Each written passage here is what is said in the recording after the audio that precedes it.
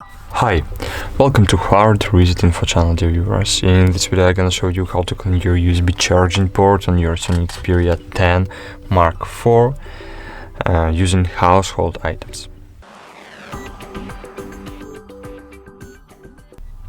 So, firstly, you need to remember, never use metal objects to clean the connector so as not to damage your charging port or moisture protection.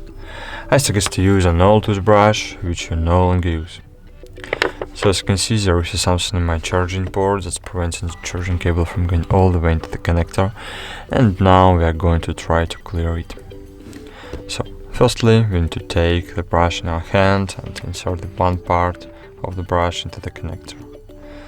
Then just try to pry the dirt out. That's it. Thanks for watching, like this video, subscribe to our channel, and bye. See you.